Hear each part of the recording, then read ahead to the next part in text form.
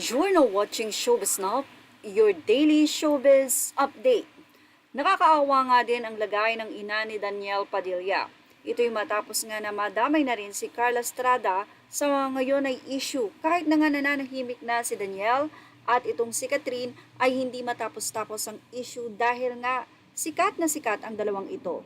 Well, 1 week ago matapos nga na maghiwalay sila Catherine at Daniel at syempre, sobrang miss na nga ng fans ang dalawa. Pero alam nyo ba na may mga fans na ayaw nang maibalik pa or sakasakali daw ay huwag nang tanggapin pa nitong si Catherine Bernardo si Daniel Padilla. Anyway, nakasama nga ba ang naging mensahe o komento ng malapit na kaibigan ni Carla Estrada para sabihin at i-justify ang mga kamaliang nagawa ni Daniel sa kanyang ex-girlfriend na si Catherine. Narito po ang buong detalye. Sa kaibigan ni Carla Estrada na si Janice, narito ang kanyang naging say. And sa mga nagsasabi ng cheater siya, okay, the fact, the rumors are true. Tao lang yan, nagkataong artista, mas may malala pa nga dyan. Ikaw ba naman ang maging gwapo na katulad ni DJ?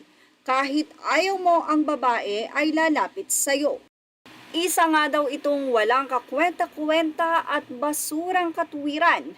Kaya naman marami ang mas lalong nakasimpatya kay Catherine dahil sa 11 years na pagtitiis nito at ganun din ang pagmamahal na ibinigay ng kanyang ina si Tita Min sa pamilya, especially kay Daniel Padilla. Kaya naman narito ang naging say ng isang netizen para sa katwiran ni Janice na kaibigan ni Carla. Say niya, grabe kaibigan ni Carla Estrada, parang hindi babae. Ginawa pang alibay na lalaki lang si Daniel at pwedeng matukso any moment. Naku naman, mahagbaging langit, saan kaya niya kinukuha ang lakas ng loob? Hoy Janice, naturingan ka pa man ding babae.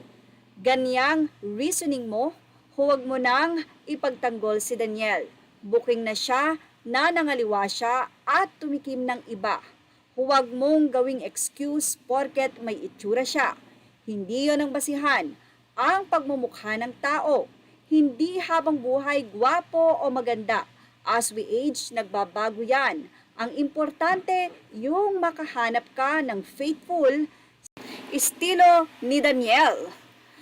Wala siyang pinagkaiba sa mga tiyuhin niya.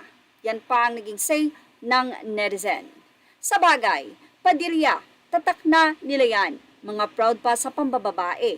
Basihan na ng lahi nila yan na the more the merrier. And brusko sila kapag nakakadali ng iba't ibang girls. Open book ang buhay nila sa publiko. Kaya ikaw Janice, wag mo nang idepensa ang pagiging babaero ni DJ. Tanggapin mo na lang na nasagad na si Catherine. Obvious naman na hindi lang isang beses yan at hindi lang din isang babae dahil marami nang naging kablak-blak si DJ. May foreigner pa nga. Kaya yung matabil mong dila at pangungunsinti just because gwapo si DJ or Daniel, lubayan mo dahil para kang hindi babae. Huwag niyong i-tolerate. Mali na nga, kinakampihan nyo pa. Kaya siguro easy lang niya lukohin si Kat. Buti nga lang break na dahil pag nagkataon at umabot pa sa kasalan, kawawa si Catherine, mapupunta lang sa babaerong gaya ni DJ. So please stop defending the wrongdoings of the man. Hinding-hindi mababaon sa limot ang ginawa niyang pangangaliwa. Yan ang madiin na pahayag ng nasabing netizen. Habang si Catherine siya lang ang minahal, maglubay ka, Janice. Ating Showbiz Now update, images are all credit to the rightful owners and thank you for watching Showbiz Now.